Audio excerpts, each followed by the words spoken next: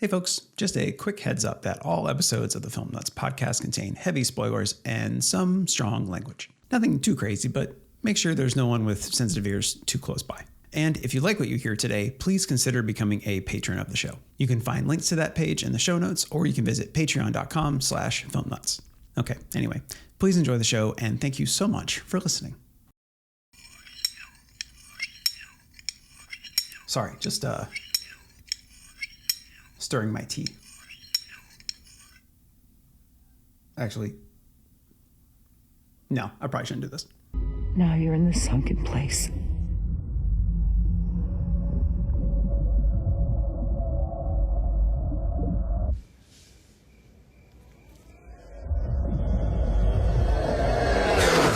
Not only do we have these amazing stories about racism and, classism and, all these different kind of aspects of life, but I think he does a great job. Jordan Peele does a great job of capturing the Black male experience in the, 21st century.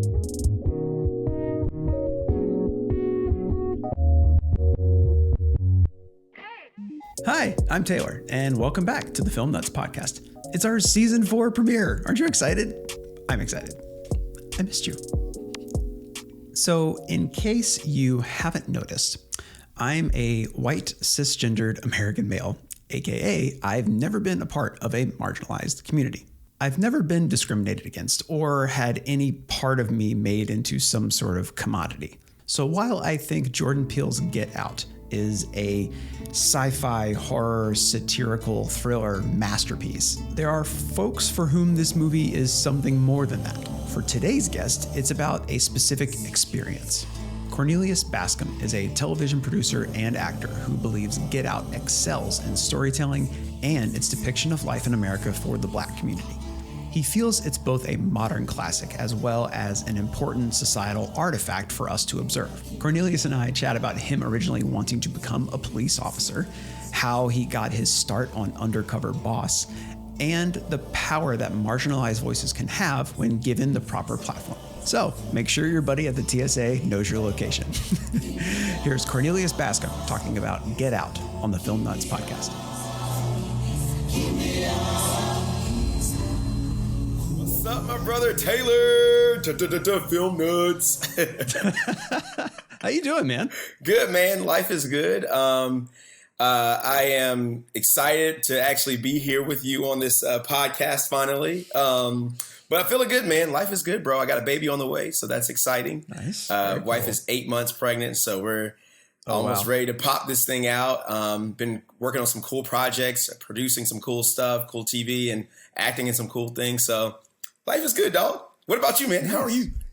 Yeah, I'm doing great, man. I'm excited to kick this new season off. This is a lot of fun. So what can you talk a little bit about any of the projects that you're working on or have recently come out? Yeah, so man, so most of my work is it's crazy because I've been doing a lot of television producing. So life has been kind of blessing me with all kinds of opportunities. The last year I've done The Amazing Race. I've done produced Amazing Race. I produced The Real Housewives, Ultimate Girls Trip. Produced a couple of game shows from GSN, People Puzzler, America Says, a lot of cool shows. I'm pretty sure I'm forgetting something. But then on the other side, my acting side, I've actually been blessed enough to had kind of one of my biggest acting opportunities for sure. I was just featured in a Super Bowl commercial 2 minutes before Rihanna. And a Jeep. I saw that. Yeah. And so that was pretty much a cool highlight. And then after that, I did a Facebook meta campaign that's also running now. So it's crazy, man. Headshots for the actors out there. Headshots make a world of a difference because it was my new headshots that really kind of, changed my whole auditioning, I guess, call outs, if that makes sense, getting more calls and stuff like that. So booked a couple of commercials. So doing a lot of just commercial auditioning right now until I get a theatrical agent. That's basically what I need, theatrical agent or manager. But yeah, man, killing them out here in the streets, bro. That's so dope. So how tricky is it balancing being a producer and being an actor, trying like you said, get a theatrical agent? Yeah, man, it's actually very difficult. So for me, acting kind of just started. I have an interesting path.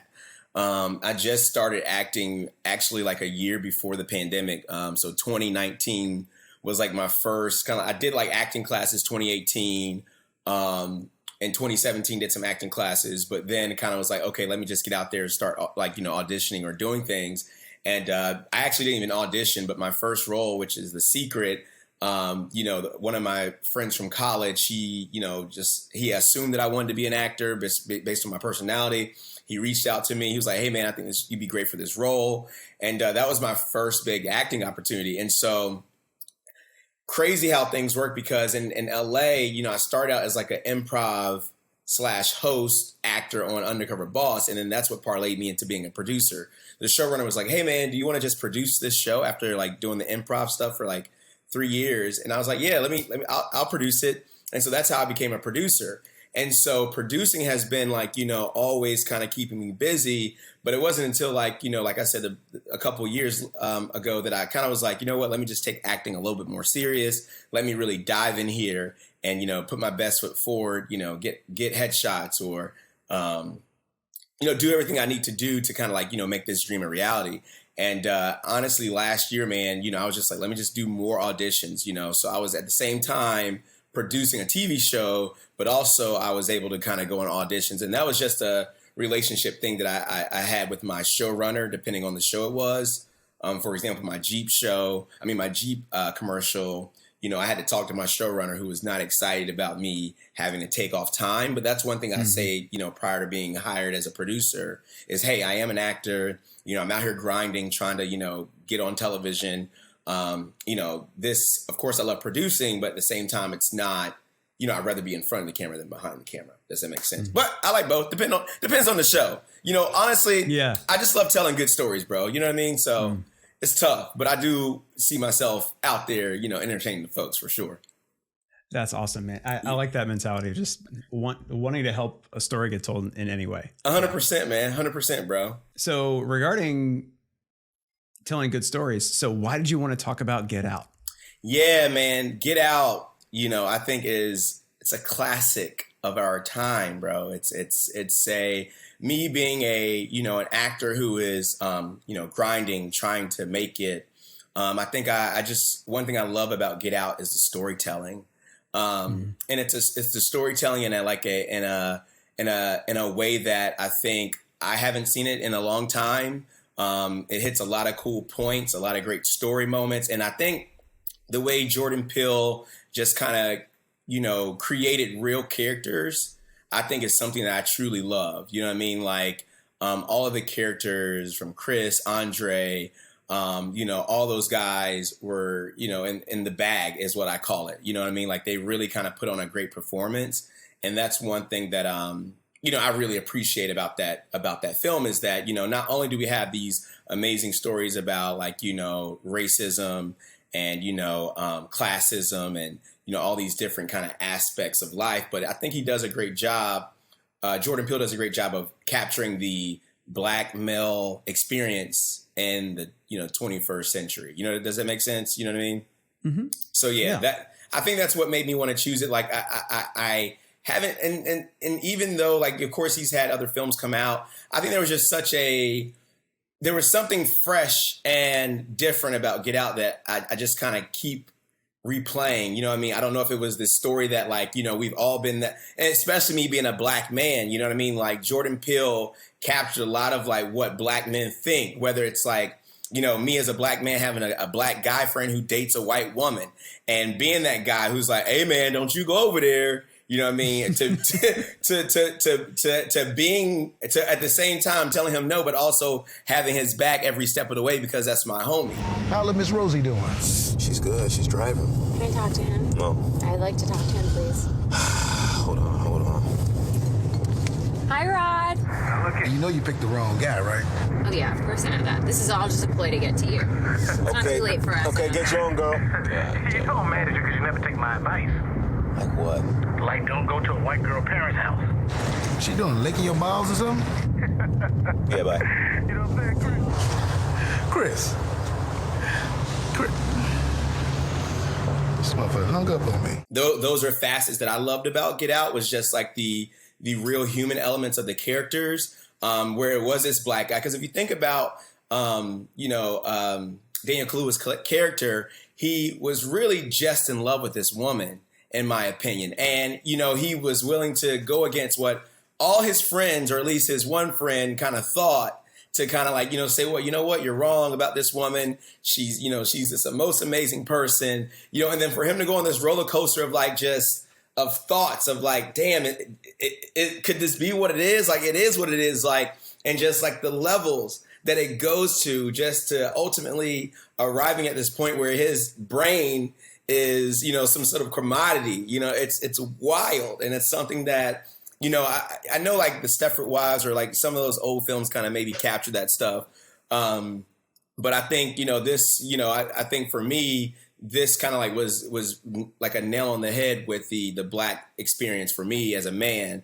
And, of course I'm married, but like, had I dated a white woman, those are things that we, it's like, dang, there's ways that I think Jordan Peele, and I think it's also based on, I think, Jordan Peele he does have an interracial, I think his wife is white or Asian. I can't remember. Mm-hmm. Chelsea but like, Pretty, yeah. Yeah. But it's like, I think that was also based on his story, from like what he probably went through or the thoughts that he might have had, dating outside his race. And so I think that was also really cool to me. Outside of course, like, there's so many dope moments in this movie, dude. It's crazy to just like, because I know one of your questions was like, what's your favorite moment of the movie? Mm-hmm. And I think my favorite moment of the movie for sure had to have been that moment where Lakeith Stanfield's character, like they were at the event or whatever, and, he took out his phone and he flashed him.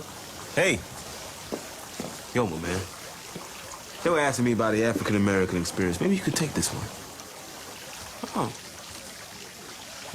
Well.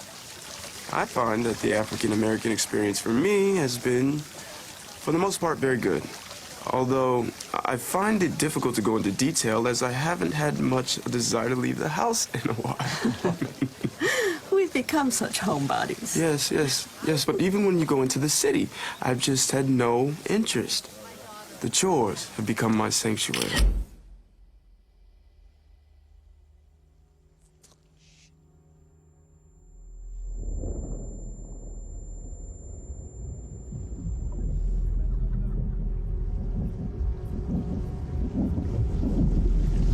Get out. Sorry, man. Okay. Get out! Yo! And I like that moment so much because I think, it's kind of like this man, this character who, of course had taken on like a white, I don't know, I guess a white mindset or however that thing is, the brain is intertwined, whatever. Mm-hmm. That moment that he was able to kind of warn a brother, he warned him. And I think that's personally what I kind of related to a lot is that like, it's kind of hard to say like my favorite moment because there's so many crazy moments and twists and turns like in the film. But I don't know, for some reason I was like, I respected the fact that, that was the first thing that was able to warn him that like, stuff had went wrong and all his assertions were right and he'd really need to get out. Sorry, I asked answered like 1,000 questions. No, it just shows how passionate you are about this movie. Yeah. That's what this is all about. Yeah. Have you ever been in a situation where another black man or a black woman has to like is looking out for you in a particular situation? Like, have you ever, I don't know, if you've been to some kind of corporate Hollywood party and everybody there is like of one race and you happen to be one of a few, is there kind of like a mentality to look out? Oh, well, yeah. I mean, I think that's the thing as a black man, like, especially in entertainment here in LA, there's not a lot of black people in entertainment, there, of course there are, but it's the circle is very small. You know what I mean? Like there's not a lot of, like, for example, a lot of times I'm the only black producer on these TV shows. You know what I mean? Like I'm the only black man in the room. And so I don't know if there's a mentality. I think it's just refreshing to see that, someone, you relate to a little bit more. You know what I mean? Like, of course, because, a lot of our industries just historically are, mostly white, you know what I mean? And so I think that's what a lot of industries are starting to do is diversify, their storytellers. And I think that's one thing that I love about it is that, being for example, like producing game shows, a lot of times, or any kind of reality show or docuseries, when I'm able to, if I get like a black person, it's kind of like what Denzel Washington said about a film that, he was creating. I think he said something about like, the reason why he's directing the film that he's directing is because, he knows what it's like to have that hot iron, against that black woman's hair in the morning. And, a white storyteller might not know that much or, might not understand it. And I think that's the same way it is with producing for me is like, being able to produce black talent sometimes helps me to like, maybe grab something out of them that, not to say that a white person couldn't, they just wouldn't know to immediately do that or to tell that story. And so I think in short, because I know your question was about in a workplace, I think in short, it does help in a sense of like, you just feel a little bit more refreshed. And you are also like, I would say always looking out, but I think you are curious about the culture of whatever company or, place that you're working for just based on like, okay, well, this brother, he's a brother. So, he going to tell me what's really up. You know what I mean? And so there is that. But yeah, I don't know. So tell me about the first time you saw this movie. So the first time I saw it, me and my wife went, it was, I think 2016.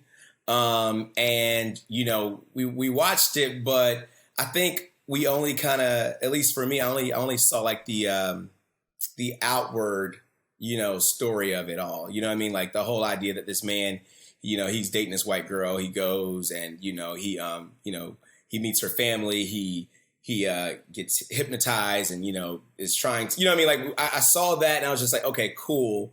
Great story. Of course, that's what really got me. You know what I mean? But then after watching it like, 2 or 3 times, you kind of start to see all these small messages that you might have missed out. For example, like, him plugging him, if you see him like as he's in the chair about to get hypnotized again for the second time in the film, he's plugging his ears with cotton. What I want is deeper. I want your eye, man. I want those things you see through. This is crazy. Okay, I'm done.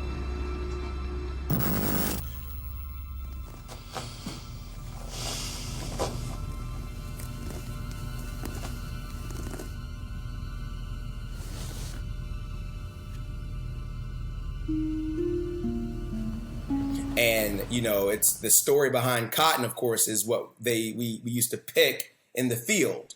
And, you start to think about like all the whole slave kind of feel, the slave, I guess, feel for the film in the sense that like, the way that I think it was shot and like for example, the clothing that I forget the young lady, her name, but the black lady, who is, actress, I'm talking about like that whole feel is made to make us feel a different way based on like the wardrobe and whatnot. And so I started to realize like all those things watching it a couple more times. It's like, he's taking that cotton and plugging it in his ears, but that's also like, a reference to like how slaves used to pick cotton, you know what I mean? And how that in a way saving us. If you think about it from like, if you look at the rest of the film, how he actually ended up, of course, fighting back and killing everybody or whatever.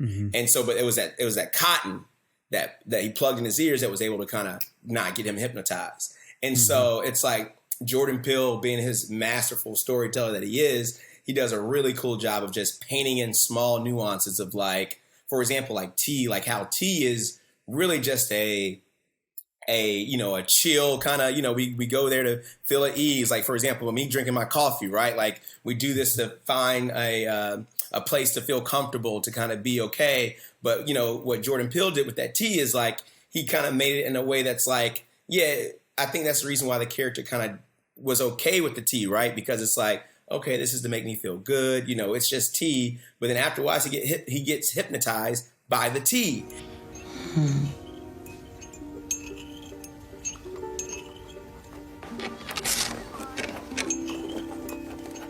You're so scared.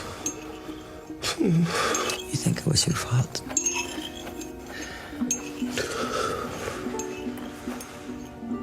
How do you feel now? I can't move. You can't move. Why can't I move? You're paralyzed. Just like that day when you did nothing. You did nothing.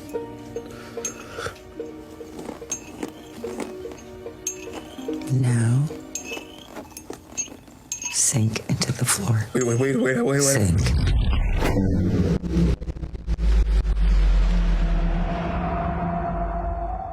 And it's just like something that could make you feel so comfortable, in a way made him feel too comfortable, which is what made him got him into the sunken place. And so it's just like these things, there's just so many like stories amongst this one film. And I think that's the one thing that I loved about it, is that Jordan Peele did such a great job of like tackling so many stereotypes, so many things that Black people or just people in America, might feel about African Americans. And I really kind of just appreciated that, because sometimes, of course, we love sports, but at the same time, there are times where we're like, dang, are they just making money off of us? Those are things that people think about, you know what I mean? And that's just because you think about the whole system of slavery and how it kind of spans back all those years. It's always been an auctioning block or something like that. And you think about these different facets of sports and how we're still kind of, setting up different auctions to, buy people or whatever. So it's like, there's some truth to like what he's saying, but then again, what can we say? You know what I mean? Like, is it, I don't know. Like, I think that the truth in it is that there's a lot of nuances that he tells, but in a way that makes you think about what's happening today in American society. So, yeah. So after it was over and you're walking out of the theater, like what was your initial reaction to the whole thing? I think my initial reaction was, that was dope. It was fire. But it also was kind of like, I think also the time that came out, Get Out came out, there was a lot of course, racial, tension just because of like the different, like Black Lives Matter movement and stuff like that. And so I think at the time that, when I came out the movie, I was like, wow, this is something that, is going to touch a lot of people because that, there is that racial animosity there. But I think at the same time, it's also something that, because honestly, I was rooting for the relationship to win. You know what I mean? Like, I think that's the cool thing about that Jordan Peele did, is that, because you do hear like, I'm a proponent of love, you know what I'm saying? Like, as you see my shirt, love. But I'm a proponent of like, it doesn't matter what color, what creed, what race you are. If you're in love with somebody, be in love with them. And so, I wanted that, at least that one, his girlfriend, to be the girl who was like, against everything, you know what I mean? Who maybe had no idea what was going on, but she was in on it the whole time, which was wild to me. And I think that was one of the most, I guess, mind-boggling things, was like, dang, like she was in on it the whole time. I couldn't even root for, her like I wanted to. And so leaving the theater, that kind of stayed in my mind as well, was this idea that, of course, you can root for love, you can root for people, but at the same time, it's just like, dang, still get stabbed in the back, unfortunately. So I don't know. So yeah, man, that was wild. Yeah, I was kind of in the same boat. I was like, does she know? Like, no, she can't know, right? And and then when she's, quote, struggling to find the keys, I was like, oh, here we go. Yes, I know. Even the sun will die someday. But we are divine. We are the gods trapped in cocoons. Rose. I don't know where they are. Rose? Rose! Rose, give me those keys! Rose, give me those keys. Rose, now! Now, the keys! Oh, be careful, bro. What the fuck? I didn't do anything. What the fuck is going on?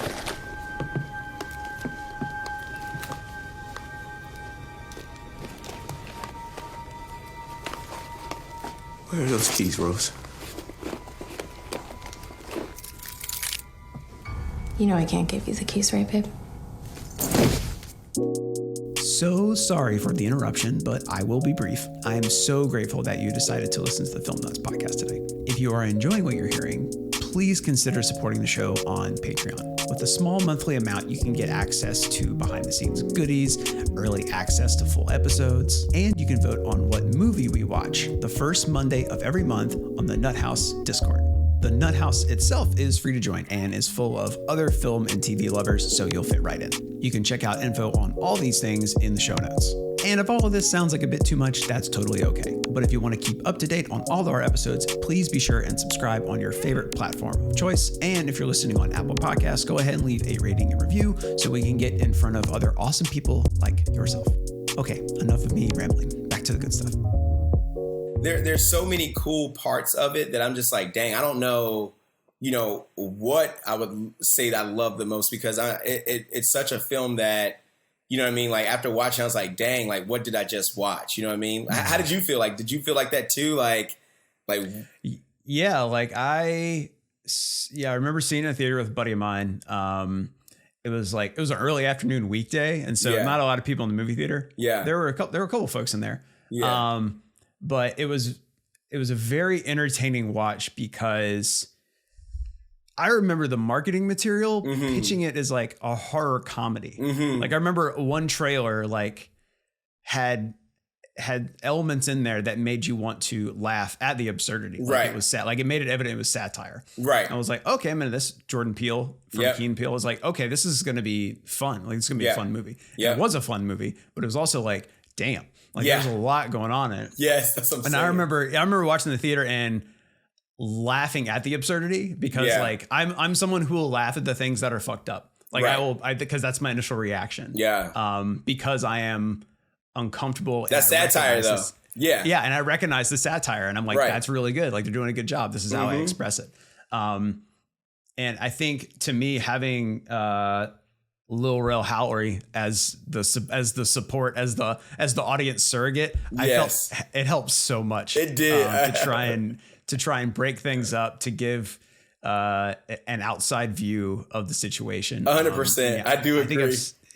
I think I've seen this movie maybe like 4 or 5 times, and every time I watch it, it's like I get something new out of it, and an appreciation for it. Yeah, that's so crazy that you say that, because he is definitely the audience surrogate. Like, I love that word, or those words, because it's like, I do think that after a while we started to side, of course, the entire time with Lil Rel's character, and I think that that's what I was kind of seeing earlier, is just like this fact that this man was like, yo, I'm telling you something ain't right. And then for him to kind of, you know what I mean? And then for us to all kind of start to be like, yeah, something ain't right, so that's true. What do you think a movie like this, with all the film nerdy irony and satire and visuals and symbolism and everything like that, what do you think this says about the power that film has as a medium? Yeah, man, that's actually, I think, the reason why I am so in love with like just learning about, more film, learning about the craft and storytelling, is because I think Get Out, we think about just like films in general. And, I love a lot of like what, Ava DuVernay does, or, Steve McQueen, all those people, because, these are stories that I think need to be told. And I think, that was also a great way of kind of telling that story, in the sense of like, what is in the minds of like, Black people, but more in particular, like what, we might be experiencing. And that is a satire of it all, right? Is like, these are the things that we could or might be experiencing, or if you really look into it, it might be right. That's a satire of it. But it's like, I think that medium in film or art in any way that is visual, but mostly film, is that we're able to tell these stories with characters that we really can relate to. And I think that's the really cool thing about it. Like, if I remember at the beginning of the podcast, I was like, one thing I loved about Get Out the most is that it was able to kind of tell like all in a way, you know, interesting take on the Black male experience in the world. And I think what I meant by that is like, you know, I could relate a little bit to Daniel Kaluuya's character, but I could also relate to Lil Rel Howie's character, and I could relate to like Lakeith Stanfield's character. You know what I mean? And so it's just like, I think that that's what makes film so, you know, I guess impactful, is that when they have real characters that we can kind of really attach to, feel some empathy for, see them go through this kind of conflict, and then on the other end, you know, hopefully prevail. I think that's what really makes a great film, and that's also what makes an impactful film. You know what I mean? And whether that's comedy, whether that's drama, whether that's suspense, you know, thrillers, whatever it is, I think at the end of the day, that's why I think film, well, that's why I know film is like, you know, is the most powerful probably medium of learning in a way, is because that there's so many layers that you can add to it. And I think that's the coolest thing about, you know, being in television and film is that is that the way that we can create a scene, you know, like I said, I'm just getting started, but like doing that Jeep commercial, dude, and just noticing all the steps and layers they did to just create this one, you know, scene, whether it was like the wardrobe to like, you know, the makeup to like, you know, the car and the, you know, it's just like every detail matters. And I think that amazing storytellers in film, that's one thing that, you know, I think that's the reason why people do it, is because it's like, we can recreate this moment in a way that'll feel that will make people feel something, whether that's music, sound design, you know, coloring, the wardrobe, you know, all that. And so, yeah, man, that's why I think film is just such a impactful medium for sure, bro. Yeah. How did you, at one point, did you want to get into this industry? So, yeah, my story's weird, man. Like I was saying earlier, I wanted to be a police officer. Really? So I went to school. I grew up like when I was like 12 years old. I like my grandmother used to be a cop, so I was like, you know what, I'm going to be a police officer, and mostly because of like domestic violence and you know, things that other people deal with, like helpless people, you know. So that was really what kind of like pushed me into like wanting to like, you know, just be a police officer. And it wasn't until maybe like my junior year of college that one of my friends was like, hey man, you got the energy, you got the personality, man. You should just like maybe like try out for this to host your own TV show. This is when Oprah was like doing her Oprah network, Oprah Winfrey Network. And so I applied for it, and like I actually ended up getting like 4 million views or 4 million votes out of or like 6 million votes or something like that out of like the entire country. So I like ended up fourth in the competition. I flew out to Los Angeles, and I didn't meet Oprah, but I met like all the people, the executives and stuff. And I was like, this is fun. Like, you know, it was a really cool experience. And then the following year, I did like another like TV host opportunity where it was with Time Warner Cable, which is now Spectrum. And, you know, I actually ended up winning that competition, and I hosted my own, or not my own, but like a television show where we interview like celebrities and stuff like that. And I did that for like a year. And I was like, you know what? Okay, maybe I should really do TV. And so I graduated from state in 2012. I took an extra year because I was doing all that traveling and stuff. So I took an extra year, and, you know, I just packed my bags, man, and moved out to LA. Didn't have really much money. I think I had like $1,000 or something like that. Moved out to LA and just started grinding, you know what I mean? And I basically, my first job out in LA was a server with like the Nordstrom cafes, whatever, where I was a server. And then I was just also applying on Craigslist or anywhere to like get an opportunity. And I applied on Craigslist for an improv host job. And lo and behold, it actually ended up being Undercover Boss on CBS. And so, yeah. Cool. And so like I was the improv host and then also an actor, like an improv actor for that show for a while. And then the showrunner was like, hey man, do you just want to like, you know, produce? And so that's how I became a producer, because of this happenstance of like just me kind of like being with reality. But I've always wanted to be in front of the camera. And so it wasn't until like 2017, I was like, okay, you know what?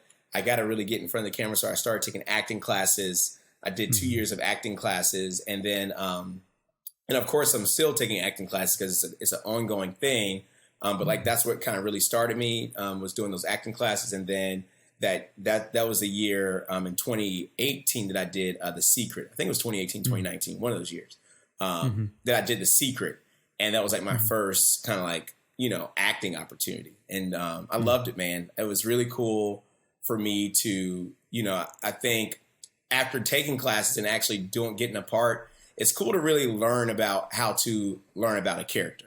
You know what I mean? Like, how can I, help the writer? How can I help the director and their vision come to life?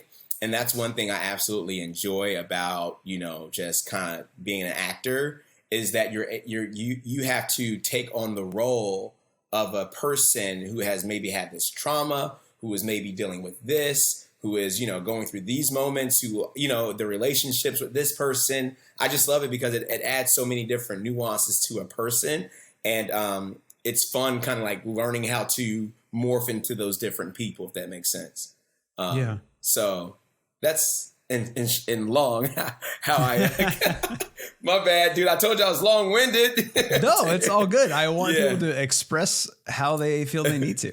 Yeah. So the short film, The Secret, is about a black man working in corporate America, kind of putting on a societal mask in order to feel like he's fitting in. So with a project like that, and then as much of an impact as Get Out has had on you, do you want to work on projects that tackle these racial societal issues? Yeah, I think for me, man, that's one part I love about acting. And some of the people that I love, like some of my favorite actors, everybody's like, man, you should do comedy, man. You're so funny, blah, blah, blah. But then another side of me is I just love great stories. And I think, characters, who are dealing with something who, society might not see. For example, like with The Secret, it tackled like the microaggressions in the workplace. You know what I mean? And like how, this man, he kept getting overlooked for an opportunity, and how, not to, of course, tell the whole story, but like how his boss was like, you know what, people really never get opportunities like that. You should be just thankful that you're here.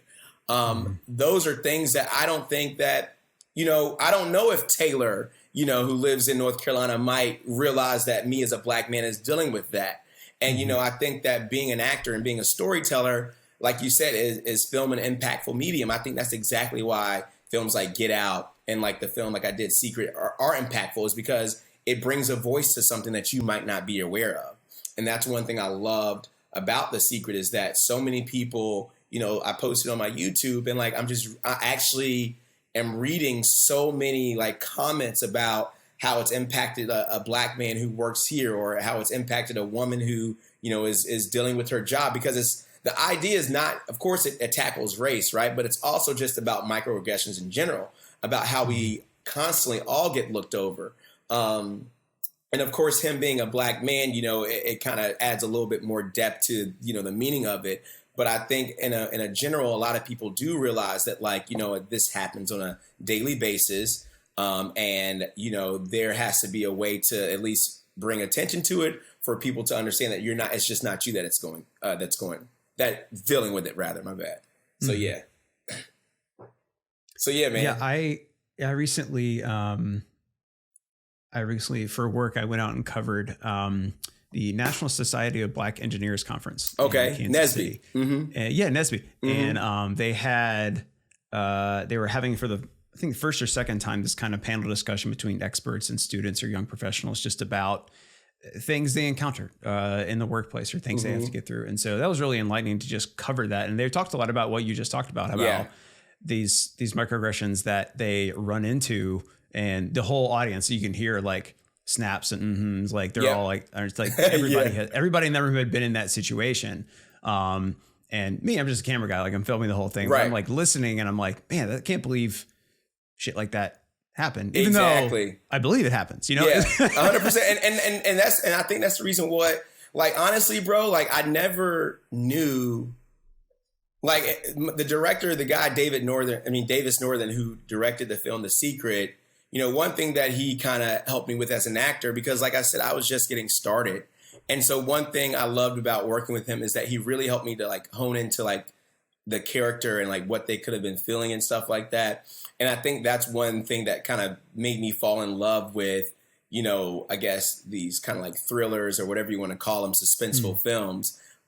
is because it allows a character to think that it's going one way, but then it actually ends up going another way. And I think that, and I think in a way that is like kind of like how I interpreted like just like the Secret, because it's like I am this bubbly guy, you know what I mean, in life, and I think that's how we all kind of go about life in some sorts. But I think also in some way, you know, good characters, when they're able to like mask that happiness with, you know, whatever sadness or depression or, you know, money issues that they might be going on, I think that's what we as humans, or, you know, people, the audience, we really relate to, because we always see that, you know. And I think that's exactly what, you know, was done in Get Out. You know, that's what's done in a lot of these like amazing films that, you know, are, you know, with Parasite, which is another one of my favorites. You know, we're just always masking this happiness, but, you know, really what's going on. And it's crazy. I know this is not a film, but Squid Games, I think, is such a dope representation of, you know, just showing like how, you know, the human excitement for money can sometimes really get to us in a way that we would do anything. And, you know, those kind of characters is what I attach to. So, yeah, and to answer your question, I do think I'll want to tell stories that really kind of relate more to the human experience, whether it's a comedy, a drama, you know, thriller, suspenseful, horror, whatever. I actually love like dark comedy, I think, because like you it does a great job of like, you know, bringing to life all these, you know, issues, these satirical, you know, moments in our lives. But at the same time, you know, of course, being dark and comedic about it. So if someone hasn't seen Get Out, and it's evident that you think it's an important film for a couple different reasons, what would you say to them to get them to watch this movie? I would tell people who have not seen Get Out that this is a film that I think transcends not only color as far as race, but it also just transcends like many different cultural parts of our lives. And I think it's also it could be a teaching tool to someone in an entertaining way. You know what I mean? There are a lot of funny moments in Get Out, but there are also a lot of like serious moments that deal with the American plight, or the plight of America rather. And I think that if you are someone who wants to learn about, you know, being black in America, but also learn about, you know, some of the things, the injustices that we might have dealt with, I would say definitely check it out, but also realize that it's going to be entertaining, and it'll definitely be something that will have you leaving the theater thinking about your impact on the world or America. That's, at least for me, that's what it did. So, do you know about the original ending to this movie? So I saw it, but I didn't. Of course, you know, it wasn't in the original, but yeah, I do know about it. Yeah. Okay, so for our listeners who don't know about the original ending is when the police lights come on at the end of the film, and Daniel Kaluuya is standing over Allison Williams. It's actually police, and he does go to prison. And I think the last scene is Lil Rel Howery's character visiting him in prison. That was the original ending. Yeah. The studio didn't like it. And my understanding is that Jordan Peele wasn't really sold on it either. Then the alternate ending is the ending that actually exists in the film, where the police lights are TSA.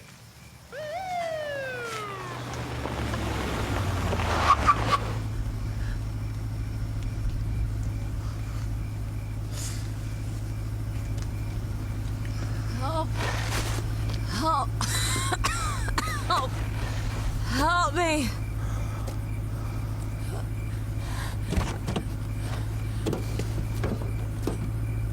Shit.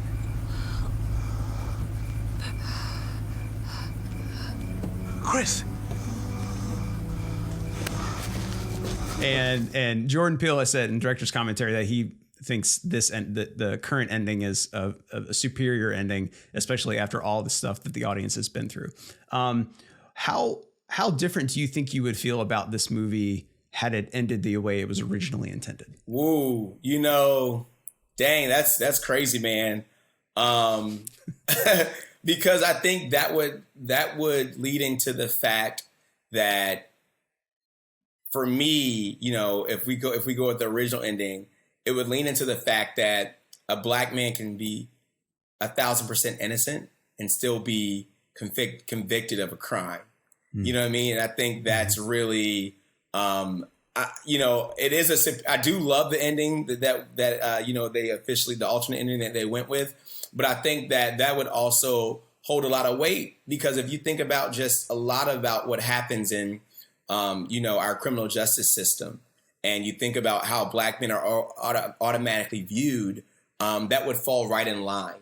And so in a way, you know, I'm kind of on the fence too, in the sense that, because it's like, yeah, I do love the fact that Lil Rel came to the rescue, right? I do love that. But then I'm like, dang, I don't know. Like, would America really get it if they saw that, you know, a man who was completely innocent and, you know, just wanted to save his own life, and the reason he did that was from killing all those people or whatever, but it was based on, here's the thing, like, how much research did they do on the fact that he's innocent? You know what I'm saying? That landed him behind the bars or whatever. Because it's like, in the end, it's like, if they would have did their research and, you know, recognized that this was an innocent man and still convicted him, that would have been right in line with what happens a lot of times in the justice system, where, you know, this man who, you know, a lot of times we don't have access to the, you know, the lawyers or the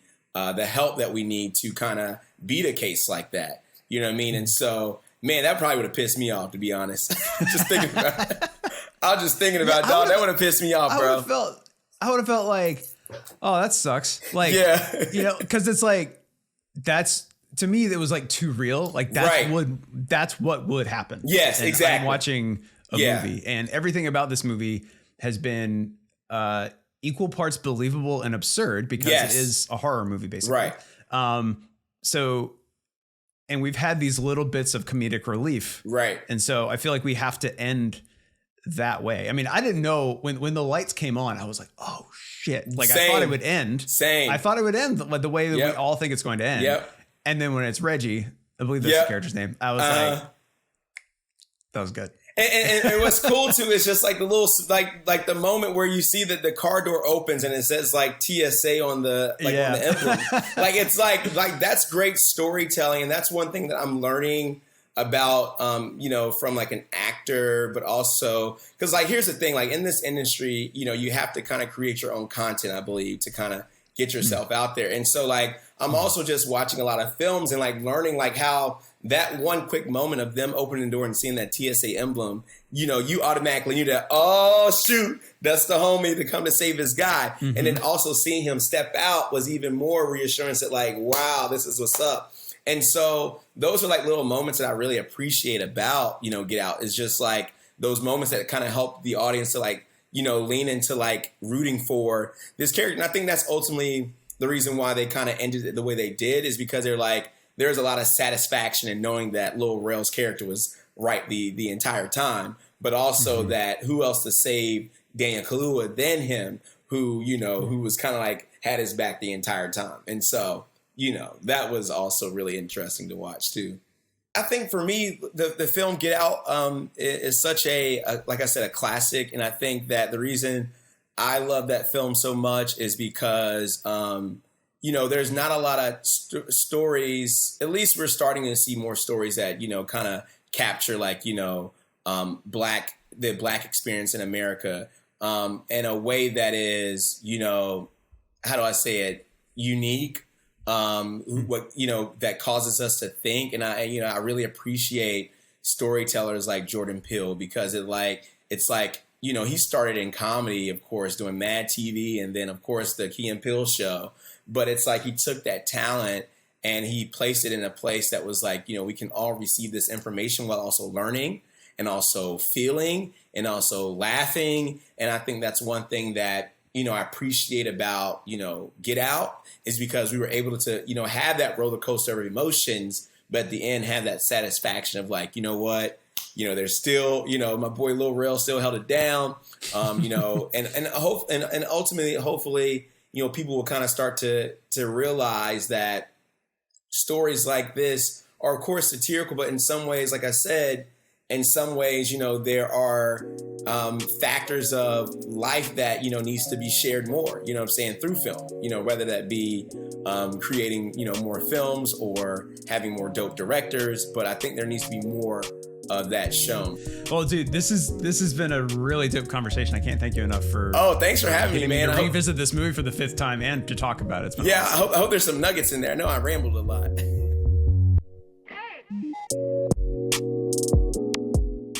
The great thing about Get Out is that it's an awesome movie. The incredible thing about Get Out is that it has a message that we all need to hear. The best movies are often like that, a deeply important theme conveyed through an entertaining ride. And it's also often that the best examples of these important themes are told by the folks who have experienced them. Also, I'd be remiss if I didn't mention that I got Rod's name wrong earlier. I accidentally called him Reggie. A huge thank you to Kornelius for coming on the show, and a giant size thank you to you for listening to the season 4 premiere of the Film Nuts podcast. If you want to check out some of Kornelius's acting work, go ahead and head down to the show notes. There's more info on that there. And if you enjoyed what you heard today, please go ahead and subscribe on your favorite podcast platform of choice to stay up to date on all of our episodes. And if you're listening on Apple Podcast, please, pretty please, leave us a rating and review so we know how we're doing, and it helps us get heard by more awesome people like yourself. If you really enjoyed what you heard today, please consider supporting the Film Nuts on Patreon. You can get all kinds of cool perks like early access to episodes, behind the scenes goodies, and just help the show grow to be bigger and better. Your monthly support would really mean the world to me. For more info on all that, check out the show notes as well. Our theme this season is brought to us by The Deep End. Our artwork is designed by Madongwa Sibuhudi, and all the episodes of the Film Nuts podcast are produced and edited by me, Taylor D. Adams. If you want to get in touch, you can email filmnutspodcast@gmail.com or follow us on Instagram, TikTok, and Twitter @filmnutspodcast. Thank you all so much for listening today, and I hope none of you ever end up in the sunken place.